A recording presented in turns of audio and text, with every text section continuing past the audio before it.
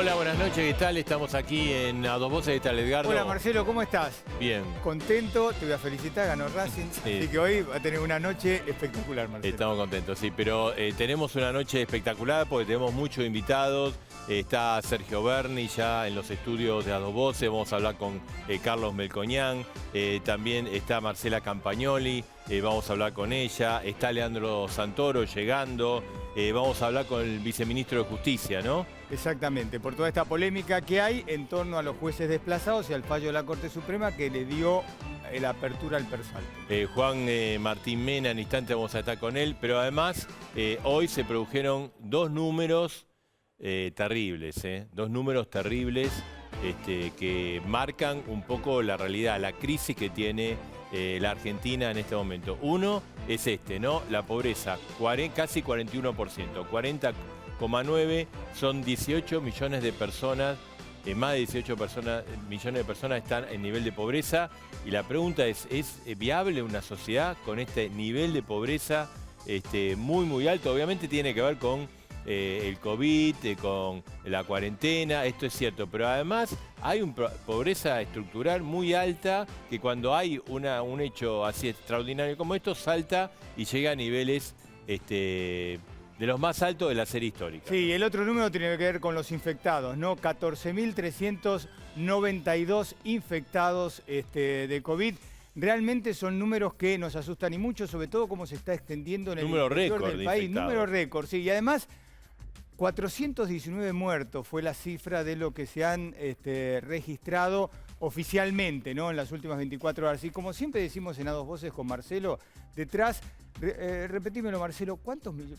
Son más de 18 millones de personas porque, digamos, indecto más centros urbanos. Pero si vos lo extendés al total del país, te da 18.800.000 personas. Sí, lo que decimos en A Dos Voces siempre, no nos acostumbremos a los números, porque uno habla 40,9%, 18 millones de personas, 14.392 infectados, son seres humanos. Son personas que sufren, son familias que sufren con un futuro incierto. Vos fíjate que 4 de cada 10 personas está bajo el nivel de pobreza, el nivel de indigencia también aumentó mucho. Digamos, ¿es viable una sociedad? ¿Es viable la democracia con un nivel de pobreza como esto? Evidentemente no, y por eso tenemos los problemas que estamos teniendo en todos los órdenes, ¿no? Tenemos problema económico, tenemos el problema sanitario, bueno, este es un problema que viene internacional, pero evidentemente algo pasa, que los números siguen creciendo, el pico nunca llega, y tenemos el problema de la inseguridad, que también es muy, muy serio, ¿no? Sí, por eso está Berni con nosotros. Ahora, hoy dijo el presidente Alberto Fernández algo que se lo escuché decir cada vez que se habla de pobreza a todos los presidentes. Es cierto, en pandemia hubo una ayuda más grande porque era necesario del Estado por la gente que se quedó sin trabajo. Pero Alberto Fernández hoy dijo, palabras más, palabras menos, dice, y estos números podrían haber sido peor si no estaba la ayuda del Estado. Pero esto también yo se lo escuché decir a Macri, se lo escuché decir a Cristina, a otros presidentes. Sí, además no podemos conformar con eso. Claro, a eso iba. Y acá, digamos, Edgar, ese nivel no es culpa de un presidente, es culpa Exacto. de varios presidentes, porque la pobreza estructural está a un nivel mínimo del 25, 26, 27%, ¿no? Porque sí, es importante y el Estado tiene que ir en ayuda de los más necesitados. Eso es su obligación, pero quiere decir que la situación en general en la Argentina desde hace décadas es mucho peor todavía, porque no se genera empleo. Mira, me recuerdo así, Cristina dejó con un nivel de pobreza de 30%. Lo medía la UCA porque el INDEC estaba, bueno, dibujado, destrozado, ¿no? Destrozado, lo destrozaron. Macri lo llevó a el último semestre fueron 35%, o sea, diciembre del año pasado 35,5%. Ahora estamos en 40%, digamos, explicaciones hay. Seguro. Para justificar los números. El problema es que si no nos sentamos a resolver, y lo que decimos acá, si esto no se resuelve, digamos, y esto en todos los casos, pues vamos a los CEPO, al CEPO, que ahí lo tenés ahí atrás tuyo. No, sí, siempre me pones acá el CEPO. No me lo dejas digamos, abrir. lo padeció Cristina, Macri y ahora. O sea, son gobiernos antagónicos y no se resuelve el problema, ¿no? Si querés nos vamos un poquito más atrás, a Cavallo, que fue el creador. A Cavallo, el súper, sí, eso fue peor, ¿no? Sí. Fue el Corralito.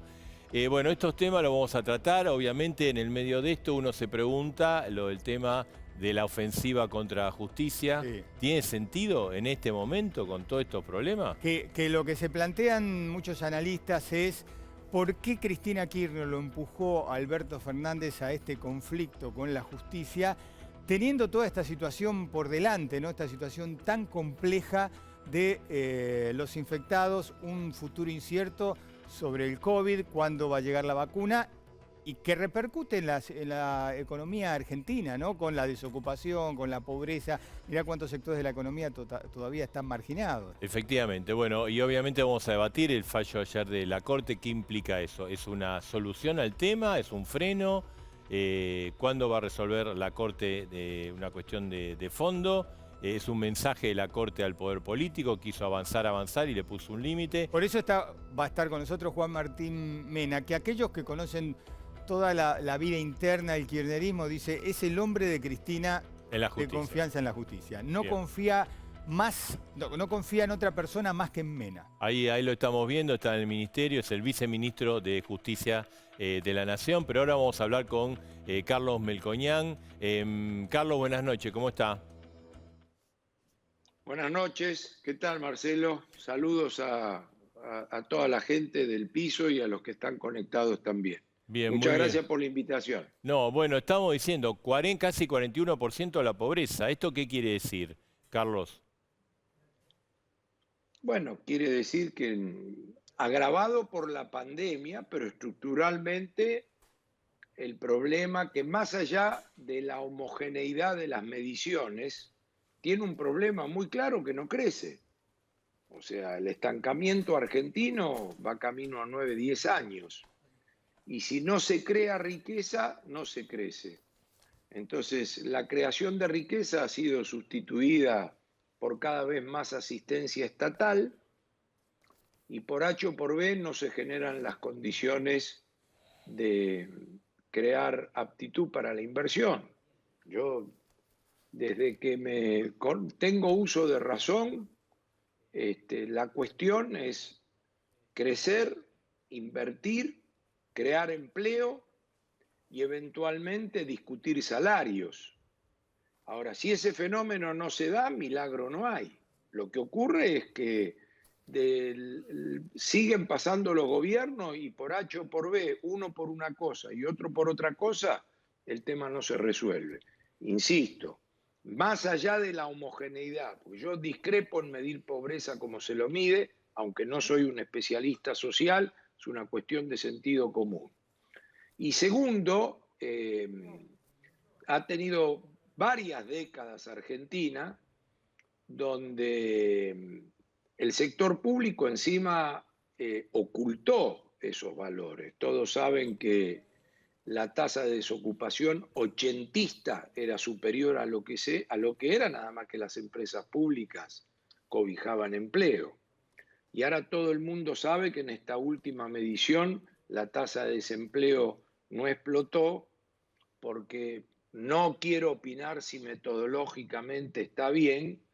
Todos aquellos informales que están sin trabajo se supone que no lo están demandando, pero si la informalidad que pasó a no tener trabajo como subproducto de la pandemia se midiera como parte del desempleo, el desempleo estaría en récord histórico. Ahora, Melconian, Subproducto de la pandemia. Pero en lo que a mí se refiere, en lo que yo puedo aportar, que no soy un especialista ni sanitario, ni de pobreza, ni social, hay una cosa que es clave, que si no hay creación de riqueza, si no hay inversión, no hay empresas y no hay creación de empleo, el problema va a seguir sin resolverse, no se resuelve por arte de magia. Melconian, entonces, ¿qué tenemos que esperar de ahora a diciembre para ponerle un límite porque termina el año? Porque la vacuna recién va a estar para abril, mayo. ¿Qué va a pasar entonces con la economía si Argentina si sigue este bloqueo?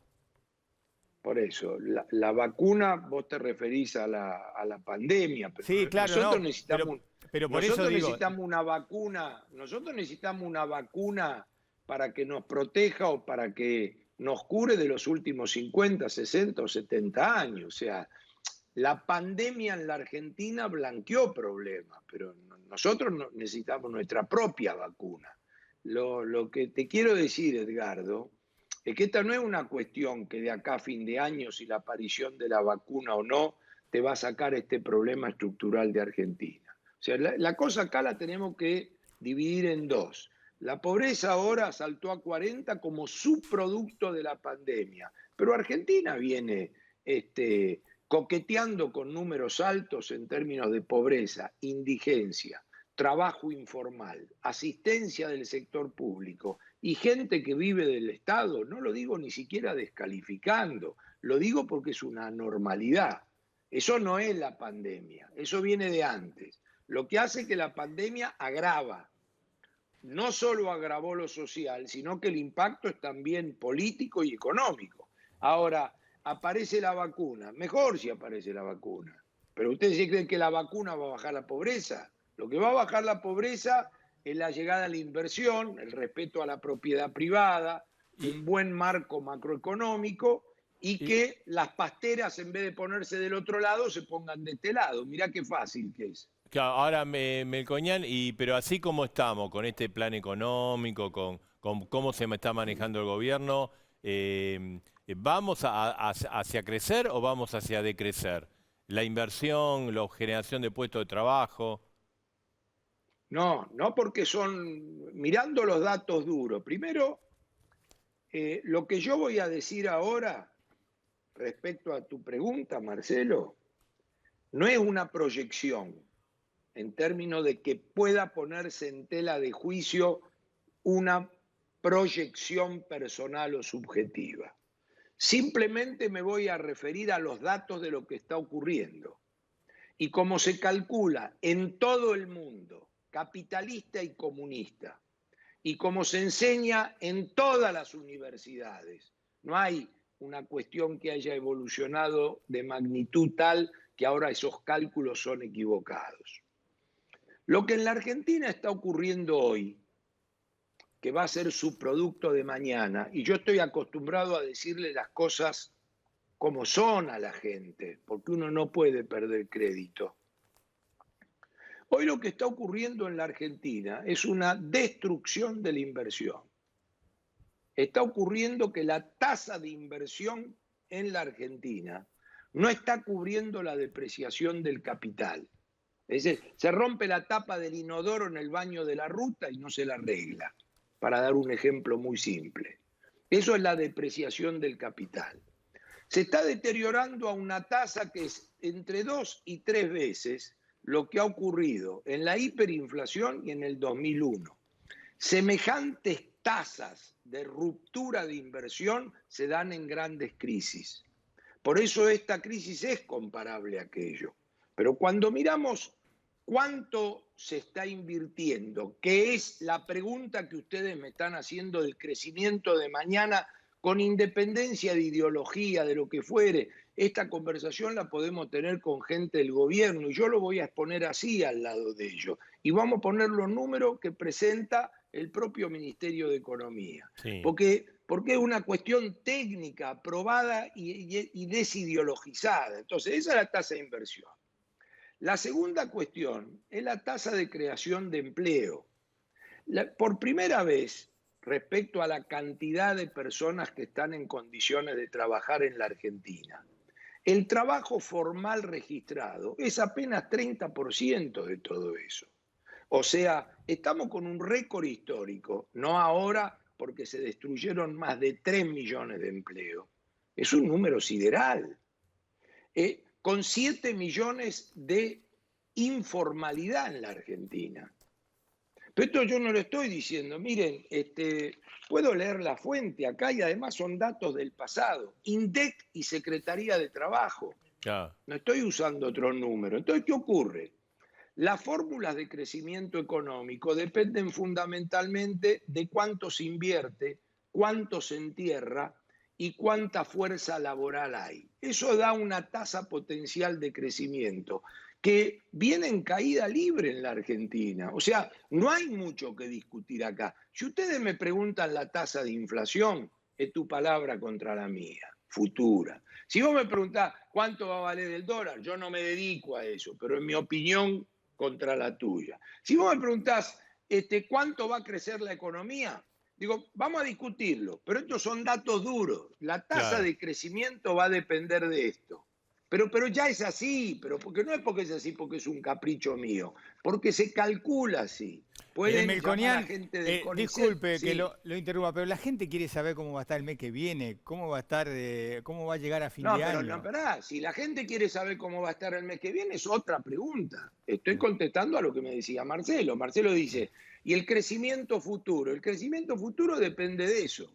A mí me interesaría saber como país cómo vamos a estar en los próximos 20 años, no el mes que viene. Yo ya sé que la gente quiere saber el mes que viene, pero hay un momento donde X cantidad de políticos, de Boca, de River, de Racing, Independiente, se tienen que poner de acuerdo, sin tener complejo de derecha ni complejo de izquierda, y saber qué es lo que queremos hacer en términos de un marco referencial.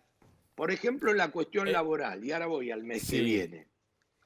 Nosotros no nos damos cuenta que las relaciones laborales, yo digo lo siguiente, si yo leo acá de información oficial que la población económicamente activa son 17 millones de personas, 18 millones, en condiciones de trabajar, y hay hasta esta destrucción de la pandemia, 7 millones y medio de informales.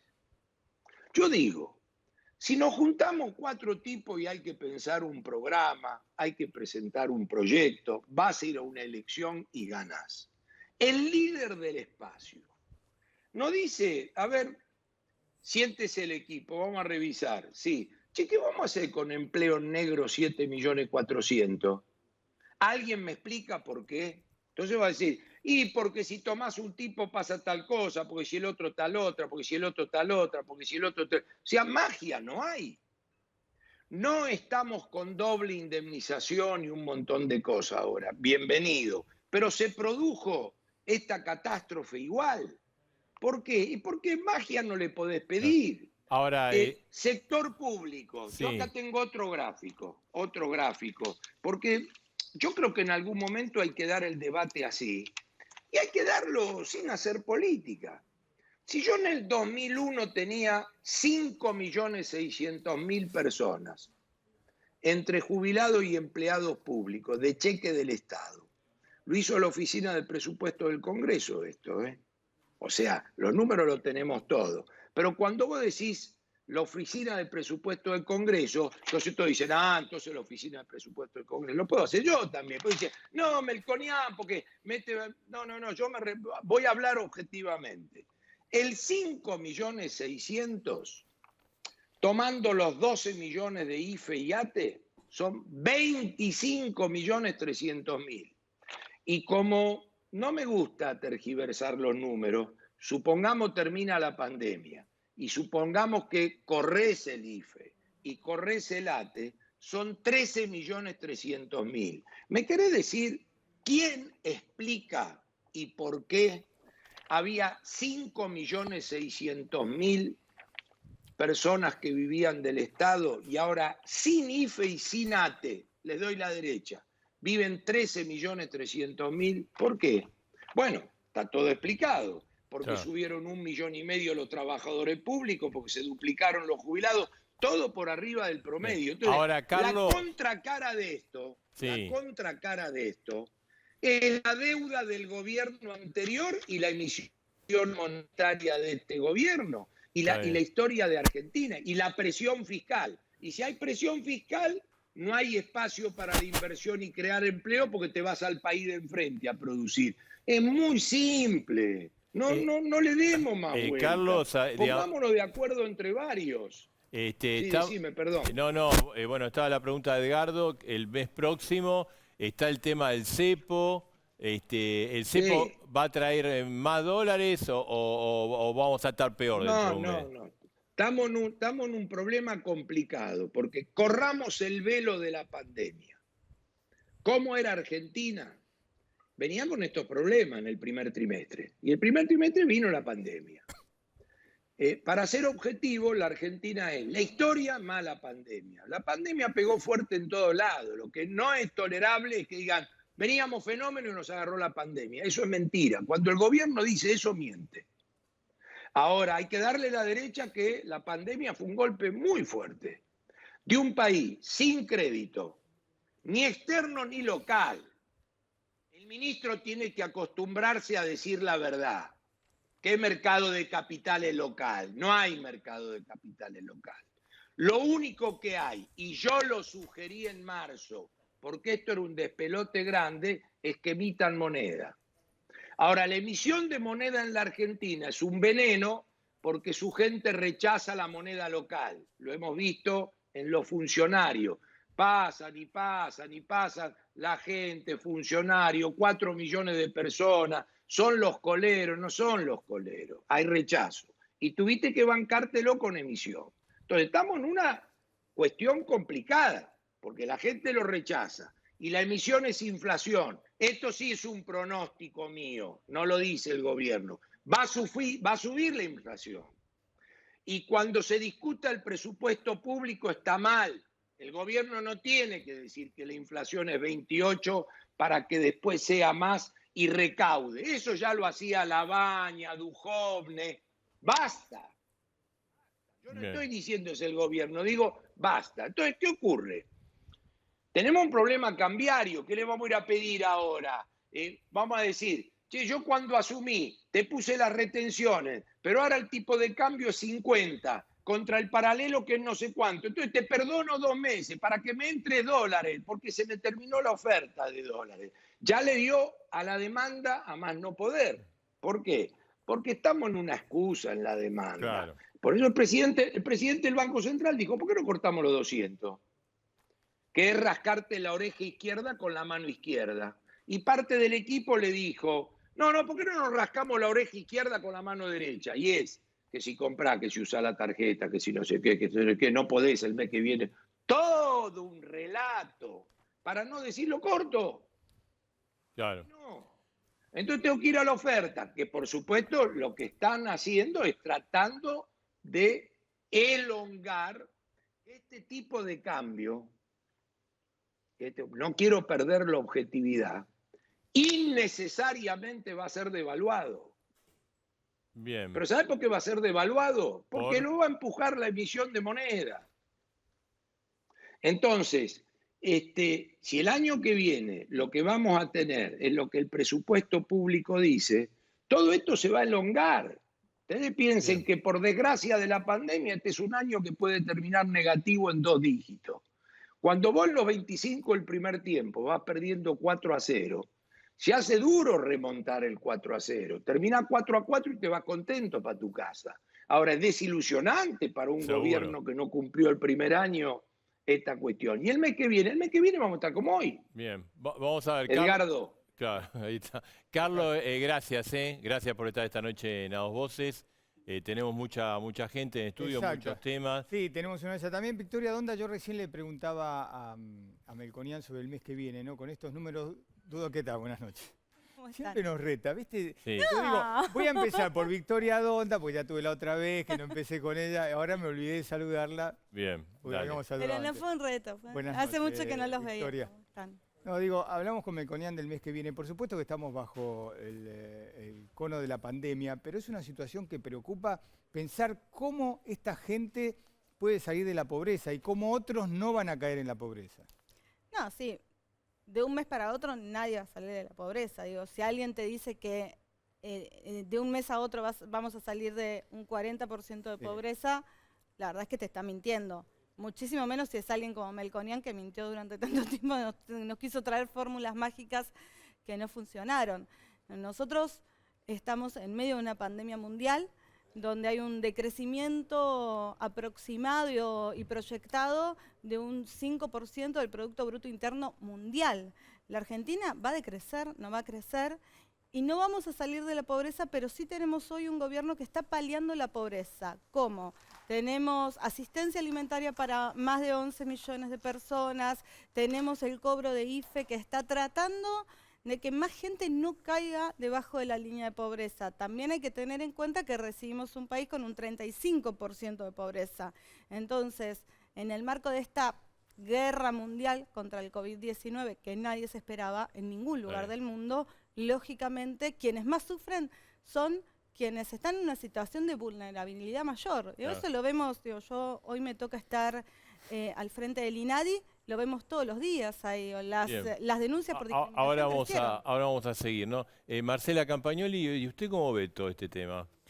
Yo creo que si nos preocupáramos más por generar trabajo y no por generar que las empresas se vayan, que los argentinos se vayan, y la agenda de la vicepresidenta, en vez de ser la reforma judicial, fuera tratar la ley de industria del conocimiento que dio tantos puestos de trabajo y que puede dar tantos más y que inclusive dio en pandemia muchos puestos de trabajo con altos sueldos además, para gente que se capacita y que no necesita grandes cargos, necesita que lo capaciten para poder generar el puesto de trabajo. Entonces las empresas necesitan reglas claras para poder operar y para poder dar trabajo, porque la informalidad cada vez es más grande. ¿Por qué? Porque si a vos te están poniendo permanentemente trabas para los despidos, para todos, vos ni siquiera tomás gente, porque si el chico este que yo tomo no me resulta y encima no lo puedo despedir, no lo tomo. Entonces a veces que las medidas tan reguladas generan el efecto contrario del que se busca. Bien. Santoro, queríamos una idea suya sobre este tema de este índice de la pobreza, porque después vamos a retomar el diálogo. Bueno, a ver, primero, me parece que más allá de las valoraciones ideológicas, el contexto de pandemia creo que nos permite encontrar algún punto de coincidencia, que es que las medidas recomendadas por la ortodoxia económica no tienen margen político y social para ser aplicadas. Y las medidas recomendadas por la heterodoxia económica no responden con los resultados esperados en condiciones normales. ¿Por qué las ortodoxas no tienen condiciones políticas y sociales? Básicamente porque hoy de facto se ha provocado una desregulación del mercado de trabajo, que a mí no me gusta, pero es consecuencia, se ha provocado en el mundo, consecuencia de la pandemia. Y si uno hila fino en la propuesta de la derecha, encuentra que la única solución que proponen es achicar el gasto público. Esa reducción del gasto público sería una decisión procíclica, que terminaría provocando un aumento mayor del número de pobres. Y por otro lado, cuando vos decís, bueno, inyectamos recursos para incentivar el consumo, te das cuenta que como consecuencia del parate económico que se da a nivel mundial y en el contexto argentino de arrastre por 4 años de recesión y de gobierno que ha provocado una destrucción del aparato productivo, parece que por más que inyectes, el consumo, lejos de subir, lo único que logra hacer es caer un poquitito menos. Entonces, ¿qué creo que hay que hacer acá? Hay que plantear la discusión en términos serios y corrernos de la chicana. La Argentina es un país periférico, pobre, con problemas estructurales de arrastre de muchos años. No es culpa de Macri, no es culpa de Cristina. Esto viene, podríamos decir, del cambio de paradigma económico a partir de la dictadura militar. Se profundizó después en los 90. Eso provocó un proceso de desindustrialización muy fuerte. La creación del empleo se da a partir de un proyecto productivo de desarrollo que en la Argentina hace mucho tiempo que está en crisis y en discusión, porque hay como un sector de la política y de la economía que tiene un modelo más especulativo. Pero los dos sectores han fracasado, porque la economía está cayendo desde el 2011 en adelante, ¿no? Hace 9 años. Mira, yo sabía que me ibas a decir eso. Sí. La economía creció, el PBI creció de la década pasada 13,7%, sí. Es poco. Ahora, entre el 2010 y el 2015 creció el 18,5%. Sí, y entre el 2015 y el 2020 cayó 4,1%. Que vos me digas, ¿hace falta un consenso para replantear un modelo de desarrollo? Coincido. Ahora, lo que no podemos hacer es poner en la mesa de discusión la posibilidad de que el modelo de desarrollo sea solamente la especulación financiera, porque entonces eso no crea trabajo y bueno, y genera dificultades enormes. Ahora vamos a hablar. Vale. Porque está, tenemos al ministro, al secretario de Justicia también. Estamos lo vamos a ver, ya está el Ministerio de Justicia. En un ratito vamos a hablar con él, Juan Martín Mena. Es el viceministro de Justicia y un hombre muy allegado a Cristina Fernández de Kirchner. Queremos ver cómo ve esto la Corte, bueno, cómo ve toda la situación. También estamos con Ernesto Sanz, presidente del Comité de la Unión Cívica Radical, también está de Mendoza, calculo que está. En un ratito vamos a hablar con él, y vamos a hablar con todo. Sí, ¿cómo le va, Bernie? Buenas noches. ¿Qué tal? Buenas noches, ¿cómo está usted? Como ministro de Seguridad, usted conoce muy bien el conurbano bonaerense, la provincia de Buenos Aires. ¿Qué pensamientos le vienen a la cabeza cuando aparece semejante número de pobreza, de gente que está metida en esos bolsones de pobreza y no hablamos de indigencia que todavía es peor? Mire, yo recuerdo una vez que estuve acá, si no me equivoco, me preguntó si le tenía más miedo a la pandemia o a los índices de inseguridad. Y yo decía que lo que más nos asustaba era que cuando pasara la pandemia nos iba a dejar casi el 60% de los chicos bonaerenses por debajo del nivel de la pobreza.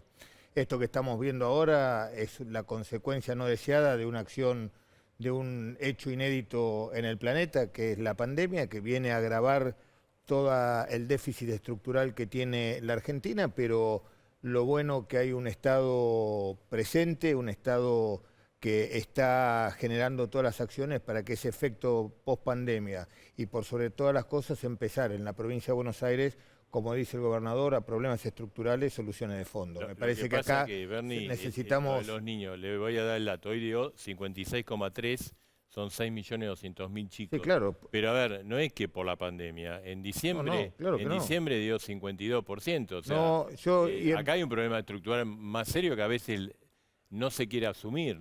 Acá no es cuestión de echar culpa porque, reitero, hace 9 años no estamos creciendo y hay gobiernos de distintos signos, ¿no? Bueno, vuelvo a tomar una frase que dijo todos, el señor Alfano cuando empezó a traer cada número hay una persona en este caso claro, que sufre. No cabe ninguna duda que aquellos que venimos del peronismo entendemos que la única herramienta eficiente para tratar un déficit estructural como este es el trabajo. Gobernar significa generar trabajo, generar condiciones de empleo y estoy totalmente convencido que hay un Estado, por sobre todas las cosas, en la provincia de Buenos Aires, que está realizando todas las gestiones para que eso ocurra de una vez y para siempre, en una provincia que tiene el paradigma de ser la provincia o una de las provincias más ricas de la Argentina y tener concentrado el mayor índice de pobreza. Claro, bueno. Bernie, los que conocen, y me incluyo, el drama de la gente que vive en las villas y en los barrios pobres, sabe que esto es tierra fértil para los delincuentes y para los narcos, porque van a buscar al que está mal para incorporarlo. Mire, en una situación de crisis, el delito es una generadora en gran escala de mano de obra. Y no es estigmatizar, pero es la realidad. No, pero que nadie lo estigmatiza. Yo le cuento la realidad, después el que se enoje que quiera.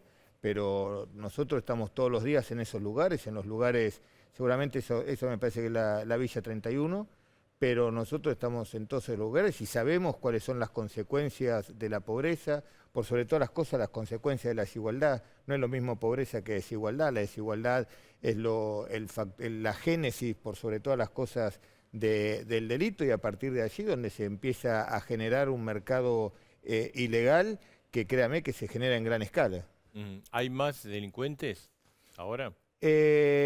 Hay menos delincuentes, pero que generan mayor actividad.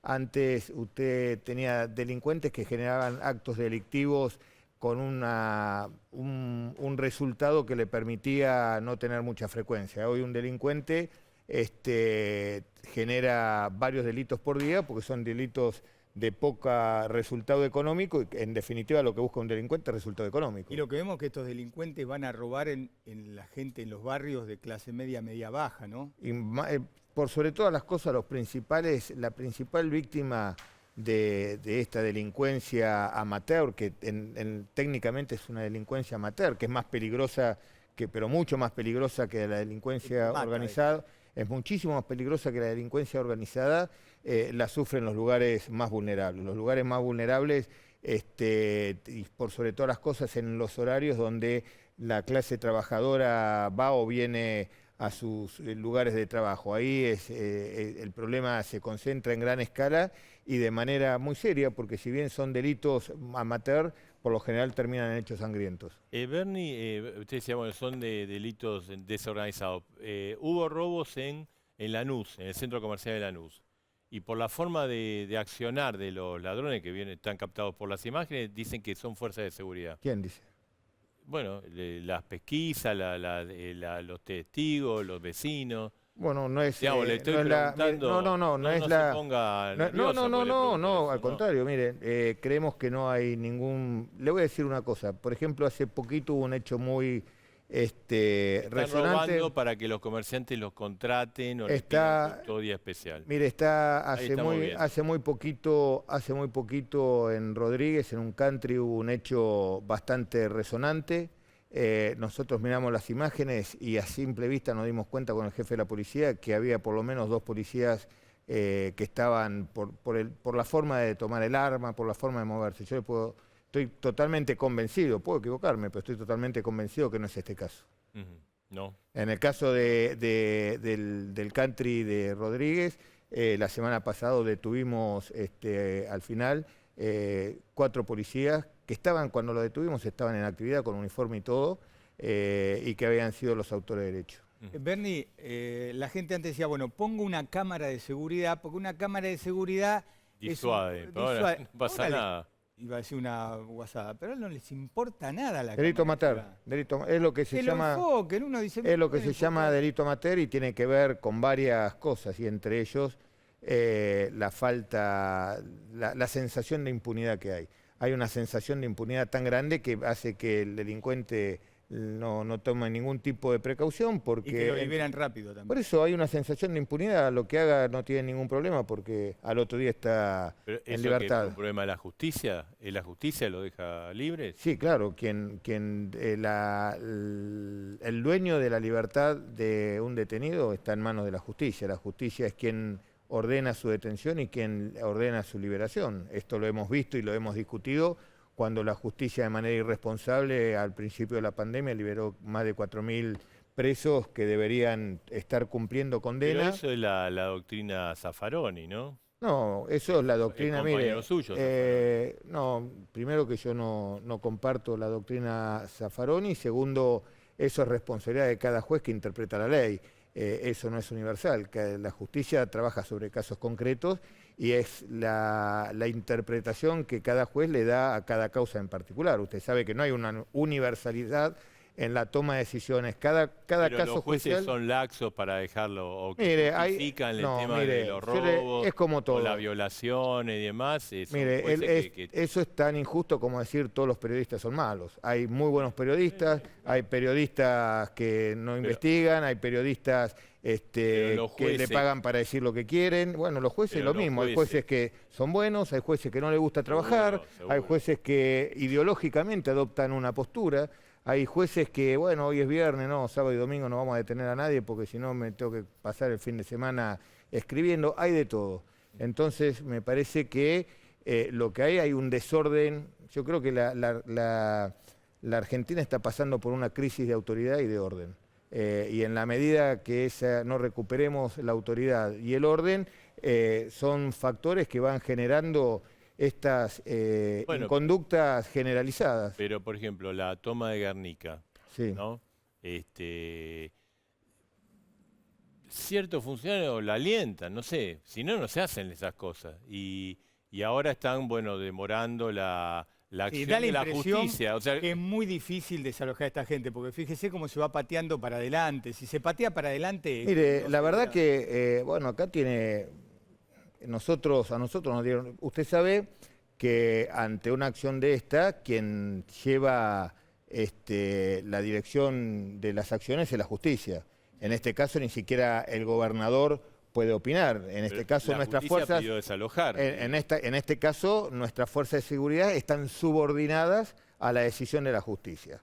Fíjese lo que pasó. Pero el gobierno va pidiendo que Está postere. bien, son dos cosas distintas. El gobierno, mire, por eso el gobierno, del cual formo parte, tiene la potestad para buscar una resolución pacífica, pero quien me conduce a mí no es el gobierno, no es el gobernador, ni el ministro Larroque, que está haciendo un trabajo excepcional hace 20 días viviendo ahí adentro. Quien me conduce a mí en esta toma de decisiones es la justicia. La justicia me dijo, señor ministro, el primero tiene que desalojar.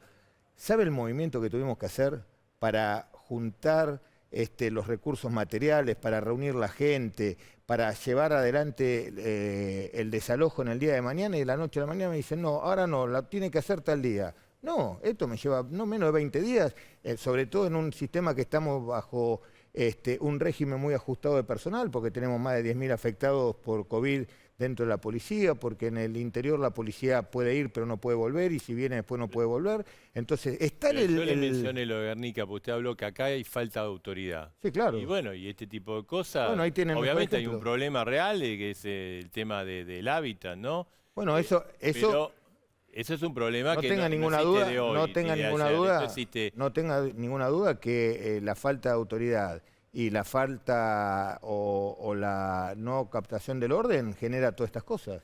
Esto es así. Pero a ver, bueno, por ahí usted también lo vio como ministro de Seguridad, lo vio venir, porque nosotros hace meses acá dijimos, ojo que los intendentes están avisando, y los intendentes de su propio palo también, están avisando sobre la toma de tierra, alentada por sectores de izquierda, pero también alentada por algunos sectores vinculados con el kirchnerismo. Dice, y me decían los intendentes, ojo, porque dentro de unos meses esto se va a complicar mucho en algún lugar.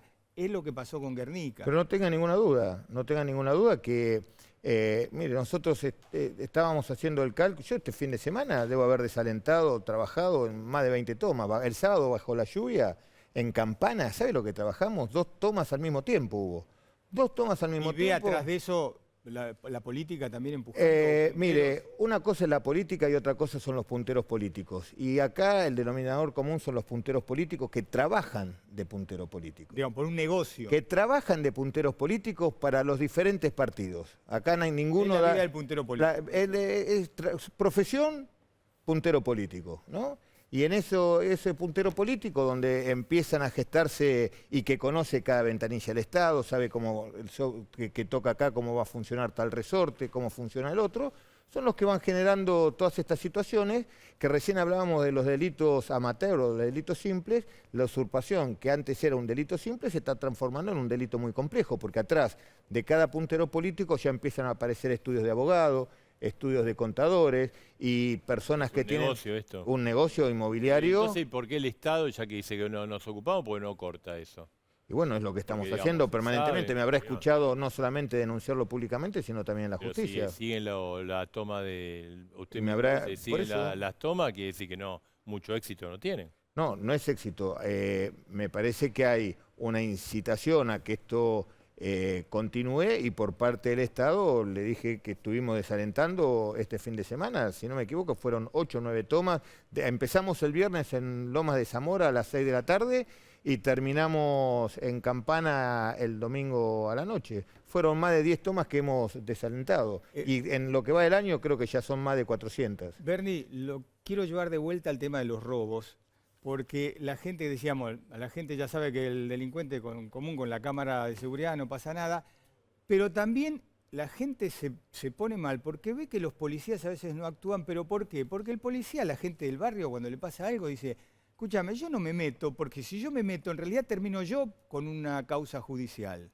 Sí, no es en el caso de robo. Yo creo que el caso más claro fue lo que pasó hace 48 horas con Roldán, donde más allá que cuando uno juzga a través de las imágenes la conducta de un agente de policía, tiene que juzgar el hombre y sus circunstancias. Y la verdad que las circunstancias por las cuales está atravesando las autoridades policiales hoy no son las mejores, tienen un clima de incertidumbre.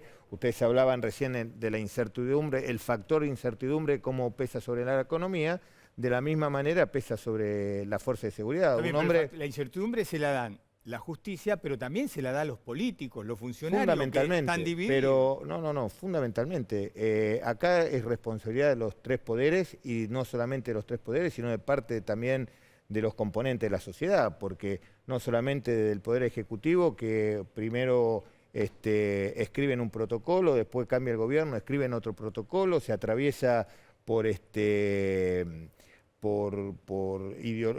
posiciones ideológicas y a veces hasta fundamentalistas, el Poder Legislativo que legisla a la libre interpretación después de los jueces, y los jueces que cada uno, como usted bien decía, el policía cuando entra de turno, y esto no es un chiste, esto no es un chiste, yo lo que le hago es una descripción de la realidad.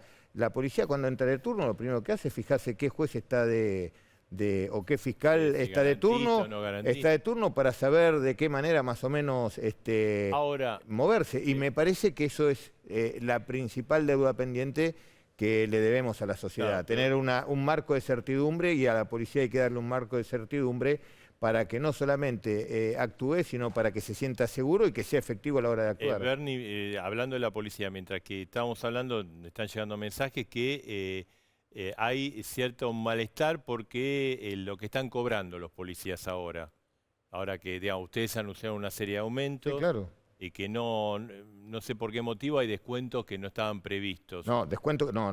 Lo Y que sí están, hay, esto, digamos, que bueno, no es se muy está buena. cumpliendo. Es muy buena su pregunta. Primero, todavía no cobraron, porque estamos a fin de mes, pero usted sabe que la ley... Estar al tanto, sí. más o menos. El aumento que se ha dado, yo recuerdo que acá estuvo uno de los representantes Sí. de los policías Sí, los y que voceros de pedían un aumento de 41.000 pesos. Y el gobernador ha decidido equipararlo con la federal, así que ningún policía va a cobrar menos de 49.000 pesos, más otros beneficios. Pero acá hay algo muy importante de aclarar. Este aumento, el primer aumento, se lo lleva por ley, porque así lo dice la ley, la caja de jubilación. Entonces, el policía que hoy estaba muy contento que iba a recibir ese aumento, el primer sueldo, ese aumento O sea, va a recién la van a caja. cobrar los primeros días de noviembre. Igualmente, el gobernador ha determinado una manera para que ese aumento, ese descuento que lo dice la ley, que es por única vez y que va hacia la caja de jubilación, no sea de la manera más agresiva. Bernie, lo llevamos y lo tenemos de tema, pero quiero volver sobre la muerte del policía, de este muchacho que estaba enfermo, porque se puso sobre la mesa de vuelta el debate sobre las pistolas Taser, que en su momento merecieron el rechazo del kirchnerismo, de sectores de izquierda, había otros sectores de Un derecha momento, que hasta decían- antes de ayer, hasta antes de la ayer, ministra de Seguridad Sí. dijo que no, Y usted, Cafiero dijo que usted no. dijo, yo quiero, sí, tenés razón, dice, yo quiero las pistolas Taser en la policía de la provincia de Buenos Aires. Sí, lo dije no como un capricho o una necesidad personal, sino como aquellos que estudiamos permanentemente las acciones de un hombre armado y cómo debe trabajar por sobre todas las cosas en los lugares de mucha circulación de personal civil. Sabemos que la Taser es un elemento indispensable que asegura la vida no solamente al policía, sino a terceros. Y cuando vio por televisión a Frederick y a Cafiero decir eso, ¿qué sintió? Nada, porque sé que piensan así. En nuestro espacio político, lo que usted lo ve por ahí como algo negativo, para mí es muy positivo, que se nutra de diferentes No, también, pero usted corrientes dice de una cosa, pensamiento. ¿le va a pedir a Kicillof que se usen las Taser? No, yo le pedí a la ministra Feri que me dé todas las Taser que el gobierno nacional compró y no los va a usar. Está bien, pero Kicillof es su jefe, es el gobernador, le tiene que Sí, decir claro. sí o no. Sí, claro, por supuesto, y vamos a equipar a nuestra policía, por eso estamos llevando adelante la mayor inversión en equipamiento. Y el armamento también es parte de una discusión doctrinaria, porque si hay algo que falta en políticas de seguridad, es menos chamullo y más ¿Le va doctrina. a pedir al presidente las Taser de la Nación? Se las pedí a la ministra y se comprometió a dármelas. Las ¿Cuántas Taser, no sé, las Taser que había comprado Nación, se comprometió a Coincidió dármelas. con Patricia Burrich. Sí. Me parece que coincidimos aquellos que estamos todos los días en la calle y que estudiamos y analizamos y que aparte sabemos lo que significa portar un arma, y cuando hablo de portar un arma, saber las indicaciones y contraindicaciones y cuánto se puede ahorrar un policía en un lugar o en una situación como la que sufrió el inspector Roldán hace 48 horas. Pregunta, viste que están llegando. Sí. Me dice, ya que estás con Bernie, preguntale si el arma blanca es más peligrosa que la pistola. Es mucho más peligrosa. El arma blanca es mucho más peligrosa porque el arma blanca hay un Esa es la teoría de la reacción, que usted entenderá mejor. Sí, lo que quiere decir. sí, claro. El arma blanca es mucho más peligrosa porque uno cuando es muy operador dependiente. La pistola no es tan operador dependiente. El arma blanca es muy operador dependiente y el policía cuando actúa no sabe ante qué habilidad tiene el oponente. agresor. Y los estudios más significativos demuestran que un arma blanca puede avanzar en menos de 6 metros, menos de un segundo. Entonces es un arma extremadamente peligrosa. Bien, gracias, Gracias, Bernie. Bernie. Por favor. Bueno, seguimos. Mira, está Ernesto Sand, está Victoria Donda, Marcela Campagnoli, Leandro Santoro, Juan Martín Mena. Mena es el viceministro de Justicia, ¿no? Exacto, en una semana, en unos días, de mucha polémica, de mucha información, de opiniones cruzadas por esta decisión de la Corte Suprema de dar el per saltum al pedido de los camaristas Bruglia Bertuzzi y del juez Castelli. Le vamos a preguntar a Mena. Mena, buenas noches, ¿cómo está? Buenas noches, ¿cómo están? Bien, bien, gracias por estar en A Dos Voces. ¿La Corte le puso un límite a Cristina Fernández de Kirchner? No, de ninguna manera. Lo que venimos denunciando desde hace varias semanas en relación al trámite de los traslados de jueces que se están tratando en nuestro país es que se viene desplegando sobre la Corte Suprema de Justicia una presión descomunal de parte de poderes fácticos y de parte de ciertos sectores de la oposición. De ningún modo implica una limitación ni al gobierno ni a la vicepresidenta. De lo que se trata en este país es definitivamente si nos vamos a comprometer con cumplir la Constitución y la ley o violarla. Recordemos, por favor, el origen del trámite que estamos debatiendo. Durante el gobierno de Mauricio Macri se celebraron traslados de jueces a dedo, elegidos por el Poder Ejecutivo y designados por simple decreto. Bien, eso conforme a la Constitución Nacional Argentina y conforme a la interpretación que de la Constitución hizo históricamente la Corte Suprema, no se puede hacer. Viola el único mecanismo de designación de jueces que está previsto en nuestra legislación, que es pasar por el Consejo de la Magistratura, concursar, quedar en una terna, que el Poder Ejecutivo elija a uno de esa terna y que el Senado de la Nación les preste acuerdo. No podemos tolerar en nuestro país la designación por parte de ningún presidente de jueces a dedo y por decreto. ¿Qué ocurrió Lo que durante venimos a hacer ahora es justamente regularizarlo. Sí. No, disculpe la interrupción, estaba explicándole usted, digo, pero ¿y durante el gobierno de Cristina Kirchner no hubo traslados? Traslados de jueces hubo durante todos los gobiernos democráticos. El problema, o mejor dicho, la cuestión que está debatiéndose ahora es qué tipo de traslados pueden hacerse y qué tipos de traslados son ilegales y son inconstitucionales. Los traslados que todos los presidentes de la historia argentina llevaron a cabo son los denominados traslados horizontales. ¿Qué quiere decir esto? Cuando un juez pasa del juzgado 2 al juzgado 3, que respeta todos los criterios que marca la Constitución y que marcan las leyes y la jurisprudencia de nuestro país. Esto es, la misma jurisdicción, la misma o similar competencia material y la misma función y jerarquía. ¿Qué pasa? Durante el macrismo, el expresidente Mauricio Macri alteró esas reglas y designó jueces que no respetaban la jurisdicción territorial y designó jueces que no respetaban la misma función y jerarquía. Eso fue analizado por el Consejo de la Magistratura, identificó 10 casos que no cumplen con la normativa vigente, entonces nos lo comunicó al Poder Ejecutivo indicando que faltaba justamente el trámite más importante en la designación de un magistrado, que es la intervención del Senado. ¿Y por qué es el trámite más importante? La intervención del Senado es la que viene a frenar el favoritismo presidencial, justamente a tratar de impedir lo que hizo Mauricio Macri, que un presidente no pueda mover jueces a su antojo, vaya a saber con qué fines. Entonces nosotros lo que estamos haciendo es regularizándolo. De todos los traslados que se hicieron en nuestro país, analizados principalmente desde el año 2000 hasta la fecha, se identificaron solo 10 que no cumplían con esos requisitos. Entonces esos fueron los que furon remitidos al Senado para su tratamiento. ¿Ustedes no quieren colonizar la justicia? Eso es lo que dice la oposición. Difícil que querramos colonizar la justicia de esta manera. Nosotros lo que queremos es cumplir con la Constitución, que es lo que no hicieron durante el gobierno anterior. Si quisiéramos cumplir ese fin, que realmente termina siendo algo meramente declamativo, no hubiésemos hecho nada y hubiésemos copiado las prácticas de Mauricio Macri. Hay muchas vacantes en el Poder Judicial y podríamos haber trasladado jueces eligiéndolos nosotros discrecionalmente. No lo vamos a hacer. Por eso la importancia de que la Corte resuelva conforme a la Constitución y conforme a sus propios precedentes y ponga claridad sobre esta cuestión. Pero entonces no le gustó nada la decisión de la Corte de ayer de tomar el caso del per saltum. No, el caso todavía no se resolvió y lo que tenemos que esperar con tranquilidad para ver qué define la Corte y saber si vamos a tener una Corte que ratifica sus propios precedentes y la vigencia de la Constitución o si directamente vamos a generar un descalabro jurídico en la Argentina. Ese fallo todavía no existe, todavía no se produjo, esperemos que sea pronto. Lo que sí sorprende de la decisión de ayer es que le hayan fijado la agenda a la Corte instalando un tema de gravedad institucional que no lo era, no lo tenía. La ley de per saltum es del año 2012. Desde que existe la ley se había aplicado una sola vez el per saltum. Realmente, con honestidad intelectual lo pregunto, ¿creemos que esto es el trámite, es el hecho de mayor gravedad institucional de nuestro país en los últimos años? Recordemos lo que pasó en el gobierno anterior.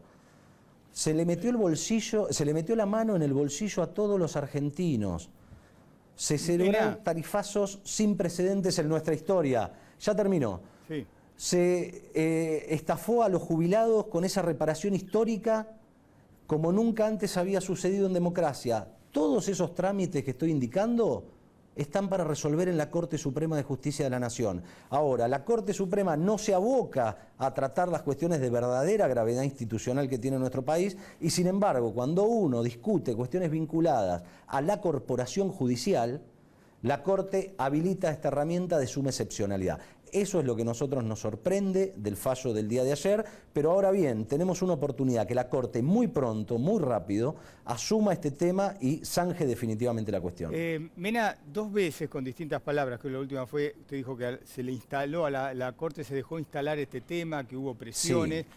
Entonces usted considera que, por las palabras que usted dice, que los 5 miembros de la Corte Suprema es gente influenciable, gente débil de carácter a la que se le imponen los temas. Mire, lamentablemente lo que yo observo, y es mi opinión personal, es un deterioro muy importante de la Corte Suprema de Justicia de la Nación. Convengamos algo, en la larga historia de nuestro país, la historia de la Corte no es de las más felices. No hemos tenido una historia muy feliz respecto del funcionamiento de la Corte. Sin ir más lejos, vamos a una Corte Suprema que avaló golpes de Estado.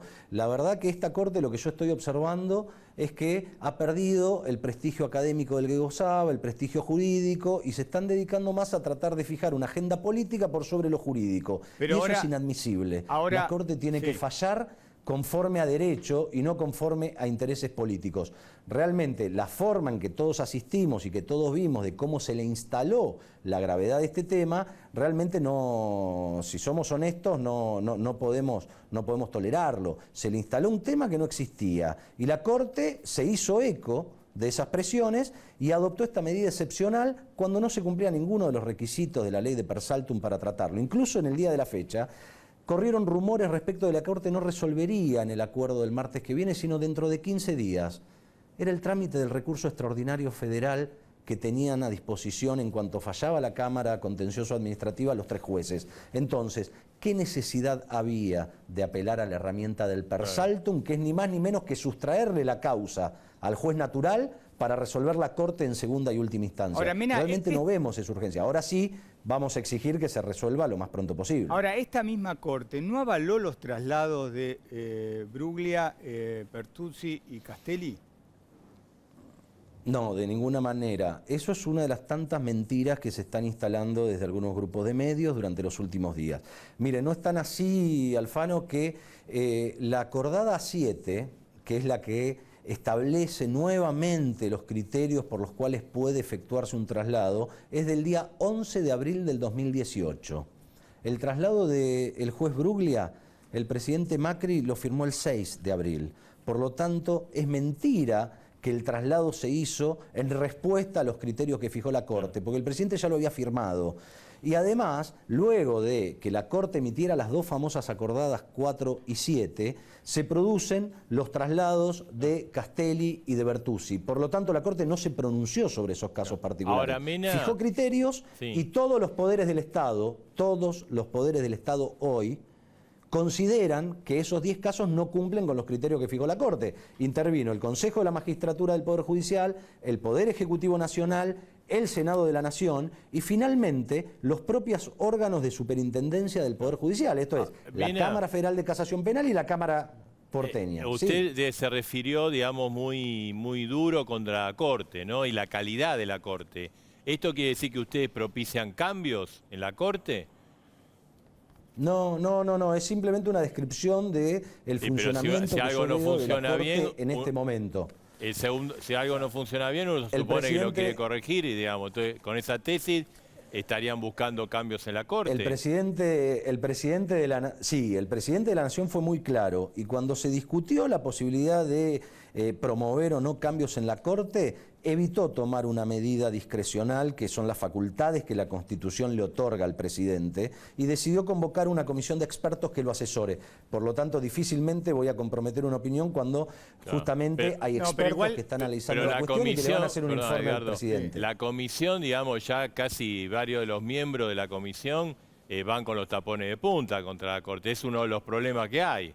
O sea, no, la comisión es impoluta, no. Es una comisión que... No tengo esa información. Bah, eso la sabe todo el mundo. No tengo esa información. Hasta ahora yo no conozco la opinión de los 11 expertos, no la conozco y sí, se hicieron declaraciones públicas. De debatir. Incluso, pero digo, se hicieron declaraciones públicas. Declaraciones públicas de manera personal. Bueno, de manera personal algunos miembros hicieron declaraciones. En la agenda de la comisión, la Corte Suprema todavía no ingresó en agenda, no se trató, por lo tanto, ¿cómo podemos conocer lo que va a opinar la comisión? El presidente creo que tomó una medida que es para celebrar. Doctor Mena, discúlpeme. No apeló a una herramienta discrecional. No, digo, sí. Si los varios miembros de la comisión en forma individual dijeron que hay que cambiar la Corte, que hay que revisar, que el funcionamiento, después suma 1 más 1 más 1, el fallo final o la recomendación final de esa comisión va a ser cambiar la Corte. Es así. Esa es una, Marcelo, con todo respeto, es una especulación. No, es aritmética. Usted suma no es la opinión de uno más otro, la conclusión final da la suma de todas las opiniones individuales. Permítame contestarle, sí, Marcelo. De los 11 miembros, mientras usted me lo pregunta, estoy repasando quiénes hicieron declaraciones públicas y no llego a 3. Por lo tanto, es imposible hacer lo que hacer la conclusión. O sea, no se quieren cargar. Esperemos que debatan. No se quieren cargar la Corte. Esperemos que debatan y que le den el informe al presidente. No, de ninguna manera. Queremos que justamente estamos haciendo los trámites necesarios para el mejor y el mayor respeto de las instituciones, que, insisto, es lo que no sucedió durante el gobierno anterior. Pero estas son mentiras que se están instalando, como las que estamos asistiendo en las tapas de los diarios de las últimas semanas. Es recurrente, y se los quiero tratar de explicar de la mejor manera antes de que me lo pregunten. Sí. Editorialistas en sus programas, en el diario, vienen refiriendo que esta medida que nosotros estamos haciendo para regularizar las ilegalidades del gobierno anterior tienen por objeto la venganza del kirchnerismo respecto de la actuación de estos 3 jueces. Sí. Paso a detallarlo lo más sintéticamente posible. Sí, concretamente Marcelo. De Cristina, dice, no de la vicepresidenta. Que son opiniones, son opiniones, Marcelo. Está bien, por eso lo estamos entrevistando, pero descalificar opiniones de otras son opiniones de otro. Usted estará de acuerdo. El tema es que hay los periodistas tienen la otra. Absolutamente. Déjenme explicarles para que salgamos del ámbito de la opinión y vayamos al ámbito de los hechos. Estos 3 jueces tuvieron nulas intervenciones en las causas contra exfuncionarios. Incluso uno, el juez Castelli, todavía no participó, porque el juicio de la causa denominada de los cuadernos, las fotocopias o como quiera llamarlo, todavía no tiene ni siquiera fecha. Por lo tanto, un juicio que no empezó, ¿cómo puedo yo hacerme una idea de cuál va a ser la conducta y la decisión del juez, si todavía no comenzó el debate oral y público, salvo que alguien esté adelantando la opinión de ese juez y por lo tanto no podría participar del mismo? Pero quiero hacer una consideración más. Sí. Dentro de los 7 traslados que están a consideración del Senado, está el de otro camarista federal, que llegó a la Cámara Federal por concurso público de oposición a antecedentes y que está designado conforme al mecanismo constitucional. Es el caso del doctor Eduardo Fara. Eduardo Fara es el camarista que convalidó la prisión preventiva de Carlos Zanini, el actual procurador del Tesoro de la Nación. Convalidó los procesamientos de Cristina Fernández de Kirchner en 2 causas. Convalidó el procesamiento del gobernador de la provincia de Buenos Aires, Axel Kicillof, del presidente del Banco Central y de mí mismo en la causa del memorándum con Irán. ¿Usted vio alguna medida que hayamos adoptado respecto de ese trámite? ¿Por qué nos vengaríamos de jueces que no intervinieron absolutamente en nada y a los que sí intervinieron le estamos tramitando el pedido? ¿Saben por qué? porque estos 3 jueces desoyeron la Constitución Nacional y negaron la intervención del Senado. No quisieron concurrir. Frente a eso el Senado no les puede prestar el acuerdo y por eso lo resolvió antes que el resto. Los otros 7 casos que se presentaron y sobre los cuales los senadores todavía no adelantaron ninguna opinión, están tramitando conforme las reglas de la Constitución. Por lo tanto, es falso decir que con este trámite que estamos llevando adelante queremos dominar el Poder Judicial, queremos desplegar algún tipo de venganza. No está sucediendo eso, está sucediendo todo lo contrario. Estamos tratando de arreglar los desaguisados que hizo el presidente anterior. Mena, Sí. tenemos que terminar, pero yo no le bajaría, como hizo usted, los decibeles a lo que usted dijo de los miembros de la Corte Suprema de Justicia, de los 5, entre los que está Elena Sí. Hayton de Lonasco, que en tribunales dicen que tiene buena sintonía con el gobierno, porque usted dijo que se Sí. dejaban influenciar. Fue muy duro, digamos, siendo viceministro, una cosa es que lo diga un diputado, un senador, pero que usted, viceministro de Justicia, haya dicho eso, uno dice, a la pucha, si el viceministro de Justicia dice esto de los 5 miembros de la Corte, quiere decir que no los quieren. Pero ¿podemos opinar o no podemos opinar? No, pero están Mena, cambiando Mena, la regla a de ver, juego, Alfano. no, pero lo que digo es una opinión personal y basada estrictamente en antecedentes jurídicos. No, Una pero- corte que supo tener prestigio, que yo veo que en el último tiempo, y no sé qué ocurrió durante los últimos 4 años para que esto haya pasado, algunos miembros han perdido la calidad jurídica y académica que tenían. Y no es una crítica, digo, cualquiera puede opinar también respecto de mi No, pero, trabajo. a ver, y Mena, no nos tiene que ofender. pero por Estamos en democracia y podemos opinar libremente No en hay funcionamiento de las problema. Espérate, instituciones. pero estamos de acuerdo. Por supuesto, su opinión, la nuestra, de todo. Sí. Pero un pequeño detalle. En la puerta de su despacho dice secretario de Justicia. No es lo mismo Sí. que opine otro Sí, que no sea el secretario de efectivamente. Justicia. Adquiere una fuerza No, distinta. Por eso creo que tengo incluso más condiciones para opinar. Creo que algo conozco de lo que estoy hablando porque es a lo que me dedico justamente. No seamos ingenuos, Alfano, por favor. No soy El ingenuo, presidente de la le aclaro Corte, que no soy ingenuo. en base a lo que voy a decir más adelante lo digo, no es personal.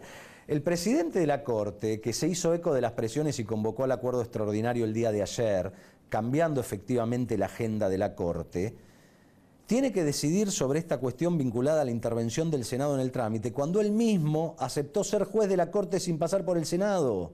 Claro. No nos Bien. olvidemos, porque son hechos de suma gravedad. Bien, o sea, aceptó ingresar por decreto a dedo de Mauricio Macri cuando la Constitución prevé que los ministros de la Corte se designan con acuerdo del Senado.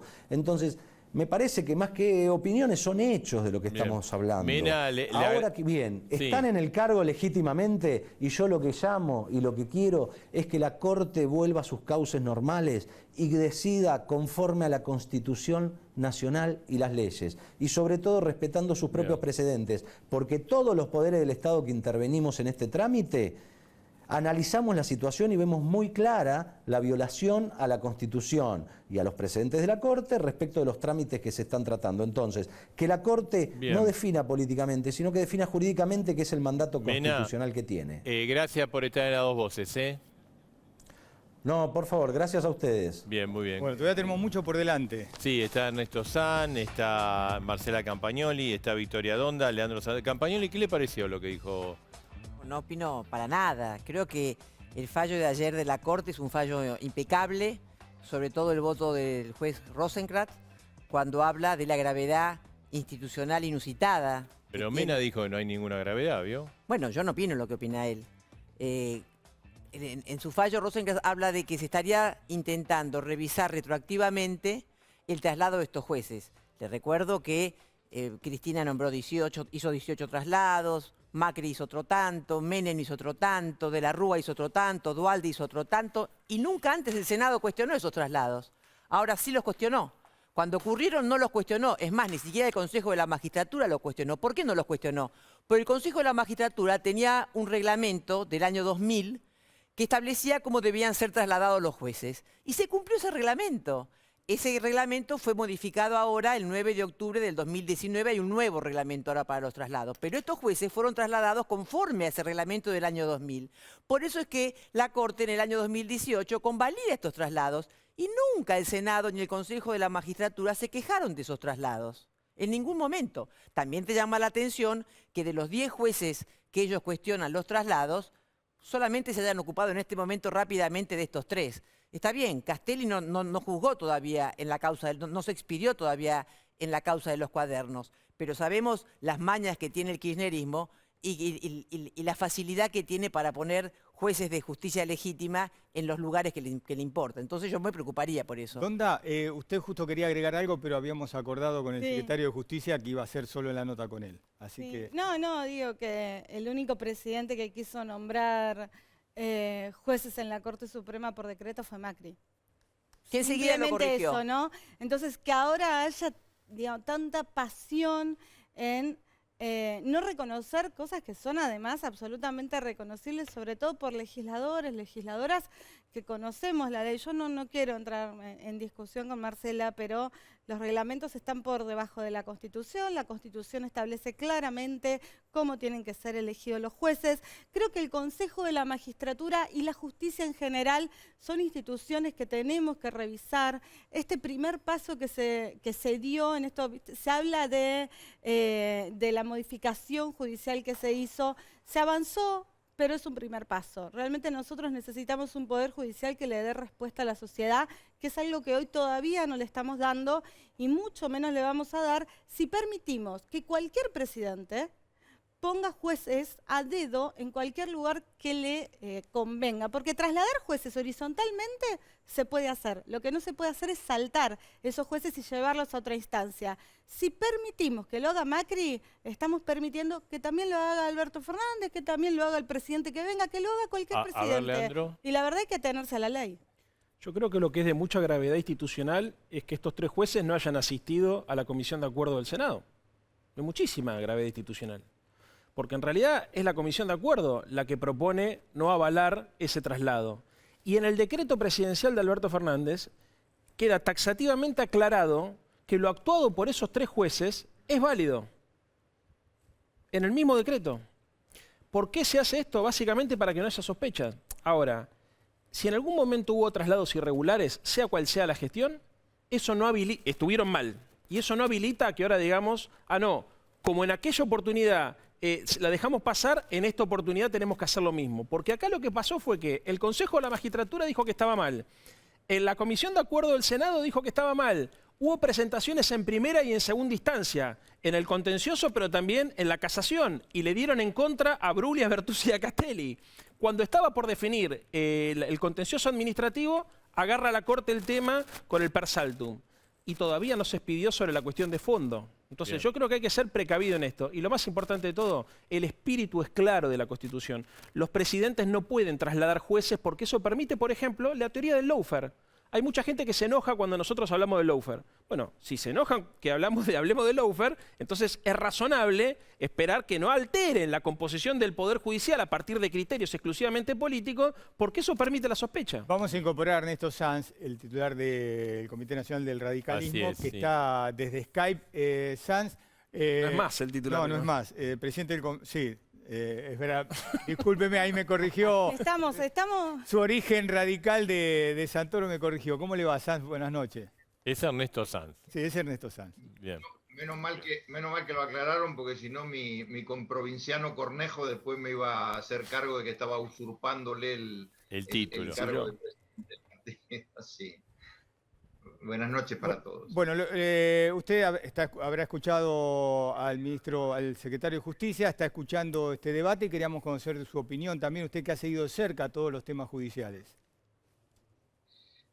Yo creo que se ha hablado esta noche y se habla mucho en todos los ámbitos respecto a la interpretación sobre lo que es constitucional o no es constitucional. Pero donde mueren las palabras es en el hecho de que el último intérprete sobre la constitucionalidad o no de las leyes, de los decretos, de los reglamentos, es la Corte Suprema de Justicia. Nosotros podemos hablar todos los días, toda la noche, podemos tener todas las opiniones. Como decía el doctor Fay, las opiniones son libres, pero los hechos son sagrados. Y podríamos tener opiniones de las más encontradas, las que hemos tenido en este programa, las que han habido en este programa o las que hay a diario. Pero la verdad, insisto, en un Estado de Derecho el último intérprete de la Constitución es la Corte Suprema de Justicia. Entonces, y a uno le podrán o no gustar cómo falla la Corte, pero en definitiva, cuando la Corte falla interpretando la Constitución, esa es la interpretación, es la que vale. Las demás son opiniones nuestras, y como opiniones son todas válidas, algunas más cargadas de política, otras menos, lo que sea, pero la última intérprete es la Corte. Y ayer la Corte, si bien es cierto, y yo en esto coincido, hay que ser prudente porque todavía no resolvió la cuestión de fondo, y hay que ser prudente y no tomarlo esto como definitivo, pero ayer la Corte ha seguido una línea, a mi juicio, que es la misma línea de esas acordadas que el viceministro Mena no ha valorado. Yo sí las valoro porque realmente significan una ratificación de esos traslados, es un antecedente muy valioso, y la Corte ha seguido ayer la misma línea del 2018. Ahora, por lo tanto, sí. creo que va a ser mucho más fácil para la Corte, cuando resuelva la cuestión de fondo, estar dentro de esa línea y no salirse o correrse de esa línea, donde va a tener que explicar por qué cambia de criterio, ¿no? Claro. Ahora, usted lo escuchó a Mena, el viceministro, digamos, dijo que acá el que había cometido tropelías es Macri. Y bueno, y después cuestionó durísimo a la Corte, ¿no? Tanto que nosotros le preguntamos si se quieren limpiar a la Corte. La verdad que de todas las cosas que dijo Mena, el tema de la opinión de él sobre el prestigio jurídico de la Corte me pareció lo más fuerte. Que también es cierto, tiene derecho a decirlo. Ahora, si esta es la opinión del gobierno respecto a que esta es una Corte que ha perdido prestigio jurídico, es una cuestión grave. Es una cuestión grave, y en todo caso no la tengo que contestar yo. Sería muy bueno que los miembros de la Corte podrían contestarle al viceministro, ¿no? Santoro, usted lo escuchó recién a Sanz, él dice, bueno, se puede opinar, pero ahora la palabra final la tiene la Corte, como que lo que se dijo ya está. Es cierto. Es cierto eso. A ver, yo creo que no se justifica el per saltum, no hay una situación de gravedad institucional, no hay emergencia, pero también creo que si la Corte falla es la que interpreta la Constitución, por más que a mí no me guste. En eso tiene razón. Y también creo que es importante que todos entendamos que también, ¿por qué se habilita el debate político? Porque es muy raro que la Corte tome este asunto de la manera que lo tomó. Hay olor a política en esta decisión. Esto es innegable. Creo que hasta los que están de acuerdo con que lo hayan tomado son conscientes que esto es así. De hecho, apenas dijeron que iban a tratar el tema, salió Patricia Bullrich, Elisa Carrió y buena parte de la dirigencia radical a festejarlo. Entonces, a ver, si ellos lo festejan, es obvio que nosotros le hagamos una lectura política. ¿Ustedes lo festejaron? Por supuesto, que la Corte haya decidido habilitar el recurso de per saltum es una decisión para nosotros importante, porque había una gravedad institucional que había que resolver, y si no íbamos a ir a un conflicto de poderes. Entonces era necesario que la Corte habilitara el recurso. Pero yo creo que siempre va a haber, como decía él, un sector que vea de un lado y otro sector que vea del otro. Lo importante acá es que prevalezca el Estado de Derecho para preservar la paz social. Yo creo que también tuvo mucho que ver un pueblo manifestándose y pidiendo que la Corte interviniera.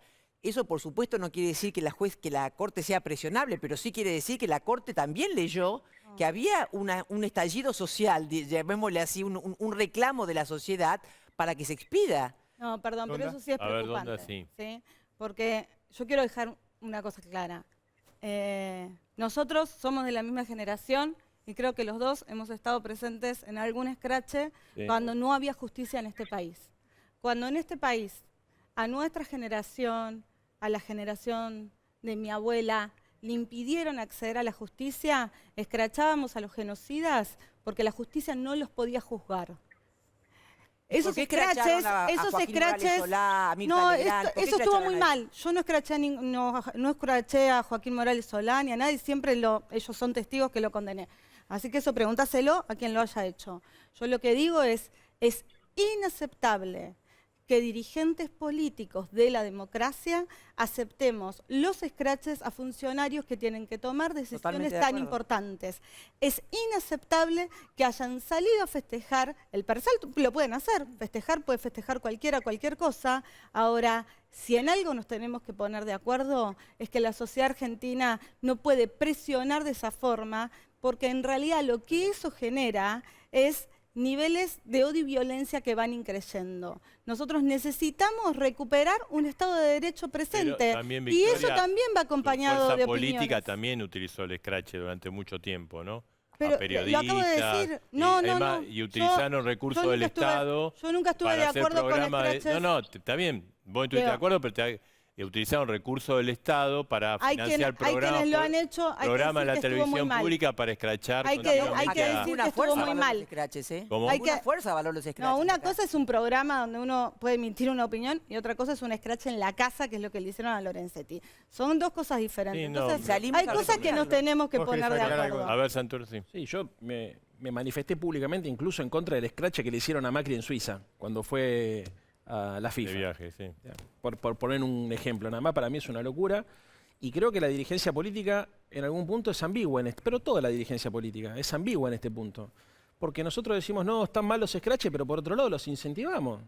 A ver, ¿qué es esto de decir la Corte escuchó la movilización popular? Yo les hago una pregunta honestamente. ¿Y si movilizamos nosotros? Lo mismo. ¿Qué onda? No. Si movilizamos nosotros y poníamos... A ver, ¿cómo la justicia va a tomar la decisión en función de cuánta gente se junta para avalar una medida u otra? Es una locura. Eso no se puede ni siquiera decir en televisión. Porque si esto es, escucharon el reclamo y evitaron un alzamiento popular, la pregunta es qué pasa el día que el Frente de Todos, el peronismo, la CGT decida movilizar. ¿Qué vamos a hacer frente a eso? Entonces, es absolutamente inadmisible ese argumento. Yo lo que creo es que la justicia tiene que actuar de manera independiente. Para mí, digamos, todas las presiones acá están de más, no solamente las políticas, sino también las mediáticas, las económicas, porque a estos señores, cuando los tuvieron que manipular, perdón, a los señores me refiero a los 5 de la Corte Suprema, a los 4 señores Sí, sí. y a Hayton, claro, también le decían que eran la mayoría peronista. El señor Garabano, por ejemplo, cuando los tenía que apretar, el año pasado hablaba de la mayoría peronista y los estigmatizaban para ver si les podían meter algún tipo de influencia en sus decisiones y en sus fallos. Amén de lo que ya dijo Vicky recién, que 2 de estos 5 jueces aceptaron ser miembros del Tribunal Supremo de Justicia de la Argentina por decreto. Un decreto cuando el Congreso no funcionaba. Una barbaridad. En Ni enero, Carrillo un estaba de decreto acuerdo en con eso. enero, Una no barbaridad. podemos defender. Una barbaridad. No, Como un Alberto decreto, que dicta decretos Marcela, con cuando el Congreso está respeto, funcionando. Marcela, con respeto, un decreto en enero para poner 2 jueces a dedo en la Corte Suprema es una barbaridad que Una barbaridad. nadie en Ni democracia Carrió, lo creo. puede La aceptar. coalición Ni Carrió debe estar de Nadie, acuerdo con Desde eso. la nadie. Bueno, por coalición eso, cívica se lo digo, marcamos eso y no no se se puede atrás. defender. Claro. Esos Ni jueces hoy Carrió. están en la Corte. Bueno, pero a ver, habla de aceptaron ellos. violar la Constitución. Habla de ellos. Carrió fue uno de los que se lo marcó. La Habla de verdad- ellos. A ver, si a mí me dicen, mira, Leandro, ¿sos legislador porteño? Sí. Te voy a meter de una forma que la gente no te vote. Yo, si acepto eso, por más que después me vote la gente y termine siendo legislador porteño, de alguna manera explico cuál es también mi intención. Una cosa- Vamos a ver, darle ¿Sabés cuál es la paso- diferencia? Que cuando se lo marcó Carrió, Macri dio marcha atrás. Nosotros estamos funcionando el Congreso y el presidente Pero no hace ellos más que dictar aceptaron. decretos cuando el Congreso está No, funcionando. pero eso es otra discusión. Yo lo que digo es, los jueces de la Corte Suprema aceptaron, en primer lugar, ser designados por decreto. Eso ya habla de la idoneidad moral de ellos. Vamos ¿qué? a darle pie a Ah, sí, Sanz claro, porque claro. está A un Sanz. poco en desventaja al estar Es desde verdad. su casa. Sí. Sanz, lo escuchamos. No, ¿de qué quieren que hable? No, a ver, espere. De fútbol no vamos a hablar. Recién hablaban, a ver. recién hablaban acá A ver. que hubo muchos radicales que festejaron. ¿Usted estaba entre ellos? A ver, la verdad que a esta altura del partido no estoy para los títulos. Me gustaría tener un debate más profundo. A ver, por ejemplo, me parece que un tema que soslayamos todos, la dirigencia política en su conjunto, y permítanme que lo diga, incluyéndome también, no me pongo por encima ni mirando las cosas desde la cima de la montaña, es que nos pasamos hablando de la Corte, nos pasamos hablando de la justicia, porque hemos contribuido entre todos a la judicialización de la política. Yo quiero poner énfasis en que hoy, en la Argentina, todas las miradas están puestas en la Corte, y no solamente en el tema de los 3 jueces estos, sino también en el tema de la coparticipación de la Ciudad de Buenos Aires, en el tema de los reglamentos del Senado, que son todos temas que le van a caer a la Corte, y esto tiene que ver con que en el ámbito político previo a cualquier judicialización, nosotros no hemos sido capaces de encontrar los acuerdos mínimos para resolver las cuestiones dentro de la política. Y entonces las reglas de juego democráticas están en riesgo por esta cuestión del no acuerdo, y finalmente entonces 5 personas que hoy están en la picota y que para algunos son dioses y héroes y para otros son lo peor de lo peor, están resolviendo en lugar de la política. Yo creo que como dirigente político la pregunta que me hago es ¿qué hicimos mal para que esto esté sucediendo en la Argentina, ¿no? Es una buena pregunta. Yo me pregunto, ¿Qué hicieron ¿quiénes son? No, yo me hago otra pregunta. Digo, evidentemente, si se están judicializando cuestiones que deberíamos resolver en la política, hay cosas que hicimos mal. Y una de las cosas que hicimos mal es no poder acordar determinadas cuestiones básicas de la democracia. La coparticipación se modifica por decreto cuando la modifica Macri a favor de la Ciudad de Buenos Aires. Hoy no se modifica la coparticipación porque no se modifica la ley. Lo que se modifica es una decisión del macrismo de beneficiar a la Ciudad de Buenos Aires con el 3%, hoy le está dejando el 2 y algo. Ahora, yo lo que me pregunto es, quienes salen a festejar el per saltum, ¿van a salir a festejar si los jueces de la Corte deciden que está mal estos traslados que hizo Macri No sé, a dedo? Marcela. No festejaremos, pero acataremos lo que decida la está bien, Corte. listo, no, eso. Acataremos lo que decida la Corte, obviamente. Somos respetuosos del Estado de No van a Derecho. festejar. Lo que hay que tener en claro es que Macri no es que le dio graciosamente yo a lo la que ciudad. festejo- Macri le dio lo que no le habían dado cuando le pasaron la fuerza. Sí, le dieron bastante más de lo que la fuerza necesitaba. Pero más allá de eso, que lo que sí creo es que necesitamos modificar la ley de coparticipación Sí. como corresponde con una discusión de fondo y en el Congreso de la Nación. Le quiero hacer una última... Ojalá nos ocupemos en el Congreso de los temas que le preocupan a la gente Claro, y por no estemos supuesto. preocupados por reformas judiciales. Le quería hacer una reformas pregunta judiciales a absolutamente San, necesarias. precisamente de los problemas, ¿no? Hoy, San, tuvimos, sabemos que la situación sanitaria de Mendoza está complicada en todo el país, récord de casos, y el tema de 40,9% de pobreza, ¿no? No sé qué es lo que opina usted, qué hay que hacer, qué tenemos que hacer. Sigue siendo un gran desafío el equilibrio entre la salud y la economía, ¿no? El equilibrio entre cumplir los protocolos sanitarios, preservar el sistema de atención pública de la salud, pública y privada, y por otro lado, tener un grado de apertura de la economía que a esta altura es imprescindible, Esta semana algunos dirigentes de la oposición plantearon el tema de la revisión de las barreras interprovinciales que a esta altura son una locura. Yo quiero poner el acento en eso porque esto está afectando a la economía y las cosas que afectan a la economía a la corta o a la larga terminan impactando en el índice de pobreza, porque tener menos crecimiento, tener menos trabajo, tener menos empleo, menos desarrollo, termina afectando ese índice. Llevamos 7 meses, 8 meses en donde hay un encerramiento provincia por provincia que impide el traslado interprovincial de fuerzas productivas, que ya hoy, la verdad, es una medida imposible de sostener, como también es imposible de sostener la prohibición absoluta del turismo interno, por ejemplo, dentro de las provincias o por regiones, porque es un sector del turismo que está colapsando. Como también tendríamos que revisar el tema de las escuelas. Creo que hay que revisar, yo no soy un entendido en la materia, pero la verdad es que cuando escucho las opiniones para por lo menos sentarse a ver si hay posibilidades de recomponer con protocolos especiales la vuelta de los chicos a la escuela, también me preocupa esa cuestión. En definitiva, lo que digo es que hay que tratar de equilibrar la situación de la cuarentena porque me parece que están habiendo problemas sociales que se podrían evitar, ¿no? Bueno, Néstor, gracias. Tenemos que terminar. A ver, no quiero entrar en polémica ni con Sanz ni con Santoro, pero cuando veo la política metida en la justicia, tendríamos que pasarle facturas a Alfonsín y a Sadi porque en el 83 fueron las cabezas de las dos fuerzas políticas más importantes del país, y esas dos fuerzas negociaron el futuro de la justicia en el retorno a la democracia. Y a partir de ahí y hasta ahora, todos los políticos metieron mano en la Pará, justicia. eso porque habían jurado por los estatutos de la dictadura. Sí, Y además, si queremos hablar de intromisión por de eso la no política quiero en la entrar. justicia, hablemos del menemismo. No, claro, es digo, imposible. la corte menemista fue A una ver, vergüenza vos de para puso la una política bomba. y para la justicia. Puso una bomba Coincido votado por con Alfaro la está cerrando la grita de una manera extraña. A ver, Sansi. No. Ustedes me querían ir a dormir No. habiendo dicho Alfano esta barbaridad. Alfano, lo que dijiste es una barbaridad. No hubo Porque, negociación, no quiero a ver, se tiene que terminar, pero no hubo negociaciones entre el alfonsinismo y Sadi por los juzgados y por la distribución de los jueces. Yo estaba trabajando como ¿Alguien periodista en piensa esa que la puesta. justicia no es A ver. política? Es No, uno de hay los una manera- poderes eso, no quiero- políticos. Hay una manera mucho más racional y democrática de explicar ese proceso histórico. Un presidente democrático que venía de una dictadura militar y que tenía la posibilidad de recomponer todo el esquema de los jueces, porque evidentemente toda la Sí, justicia... pero estuvo bien, pero hubo una negociación con el peronismo. Lo hizo. Sí, y bueno, Pero, ¿qué de pero, malo? Así se hace. ¿Qué de malo? Y Yo que dije, vos le diste una tendríamos- carga negativa. No, dije, tendríamos que pasarle Alfonsín le factura. ofreció a Luder ser presidente de la Corte Suprema. Exacto.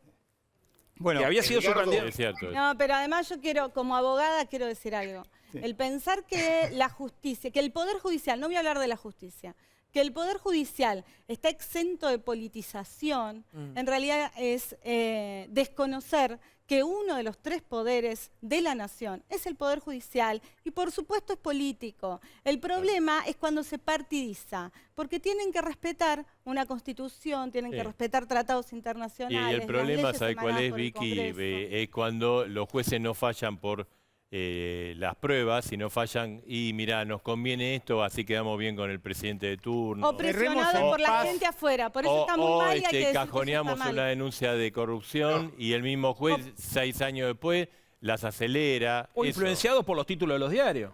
Ah, la culpa es nuestra. Ah, bueno, no, a ver, ¿te diste cuenta de Pero la no culpa te hablé a tuya? vos, Marcelo. Yo no te dije por los pero títulos. Pero ¿cómo era título de diario? Bueno, Perdóname, cuando A ver, la denuncia... la operación psicológica No, no. que hace muchas veces, digamos, sobre, por ejemplo, estos casos.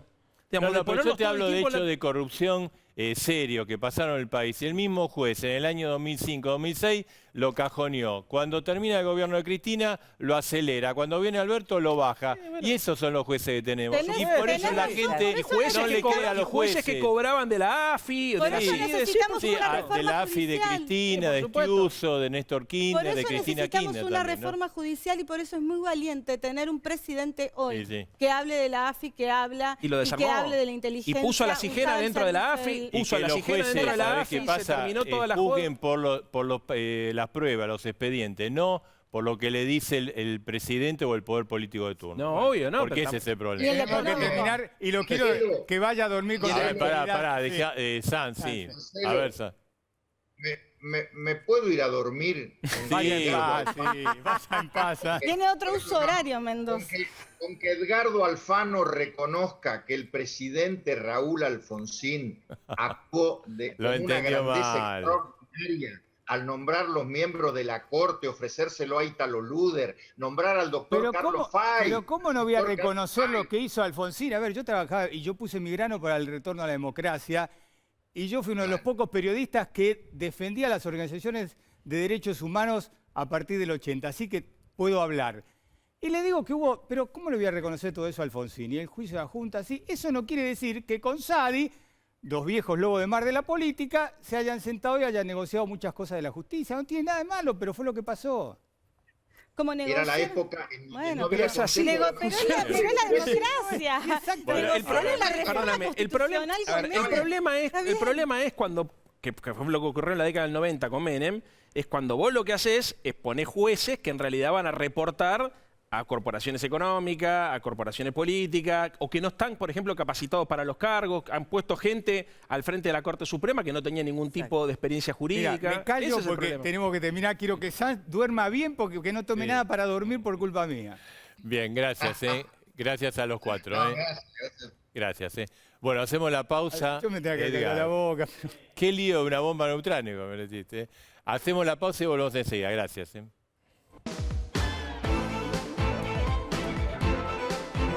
La Santé tiene todo lo que buscas. Entrá a nuestra tienda online farmaciaslasanté.com.ar para recibir en tu casa o retirar en nuestros puntos de venta. La Santé, siempre con vos. Human Banking es que puedas sacar tus tarjetas Superviel de crédito totalmente online. Pedí tus tarjetas en superviel.com.ar con un 50% de ahorro en tu primera compra y bonificadas por un año.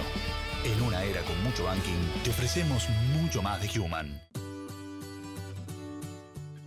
Cachamay, un saludable momento. Estar separados también es estar juntos.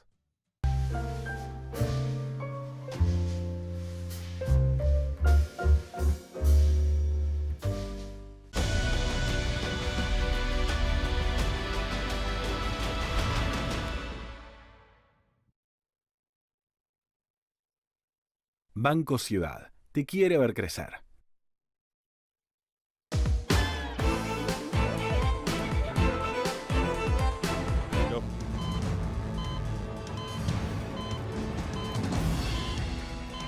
Bueno, tenemos la bomba.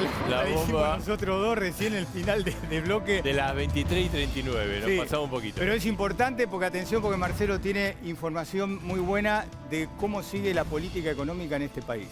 Mañana, alrededor de mediodía, va a haber anuncios de medidas económicas. El objetivo, acá tenemos el cepo, ¿no? El super cepo. Acá está. Tenemos que... Che, me renovaron las cadenas, Marcelo. ¿Quiere decir que hay más cadenas? No, cada vez son más son. duras. Tienen candado. Bueno, para ver si... porque el cepo apunta a que no salgan dólares. De hecho, igual siguen saliendo. Va a haber más medidas básicamente para que ingresen dólares para el sector agropecuario. Un incentivo de rebaja de retenciones. Sí. Lo que aumentaron a comienzo de año o a mediados de año, ahora lo van a rebajar temporariamente. Es una medida que busca desesperadamente el ingreso de dólares y además va a haber disposiciones del Banco Central que va a subir la tasa de interés para que sea más negocio. Sí. Liquidar las exportaciones y poner a tasa de interés. Sí. Mañana al mediodía se estuvo trabajando todo el día. En principio está decidido que mañana son los anuncios económicos que tienen que ver con, obviamente, el cepo, el otro lado del cepo. Exactamente. Bueno, hacemos una pausa y tenemos un homenaje para la despedida de Dos Voces. No te lo pierdas. Bueno, estamos yendo, pero no queríamos irnos sin rendir homenaje a Aquino. Nosotros dos, con Marcelo, somos de una generación que creció con Mafalda. Sí, pero todas. Hoy en día los chicos leen Mafalda. Mis 3 hijos han leído, porque yo tengo toda la colección de la Mafalda. Mi nietito lee Mafalda. Todo el mundo lee, y además... Generaciones de argentinos. Y además, qué actual que está Mafalda. Mirá, tomamos, la producción tomó... Teníamos que hay miles, algo, ¿viste? Hoy circulan miles. Algo que se asemeje un poco a lo que hacemos en A Dos Voces. Y mirá ya lo que hablaba Mafalda en los... Década del 60 era. El 60 de la política. La derecha viene a ser la izquierda... Está mirando el espejo, El espejo, exactamente, tenés razón. La derecha viene a ser la izquierda, usa su mano, y la izquierda, usa la otra mano, viene a ser la derecha. Qué contubernio. Y es lo que vemos ahora, ¿no? Que y con el humor, ¿no? Tratado con Quirno, realmente un grande en serio. Además que Quirno... en Europa, en España es un dios, en todo el mundo Quirno ha llegado con algo muy propio de la Argentina, que era Mafalda. A ver, trascendió generaciones de generaciones. De 60 en adelante han pasado muchos años y Mafalda está más vigente que nunca. Así que con esta imagen nos vamos de A Dos Voces, rindiéndole un homenaje al grande, al maestro, a Aquino.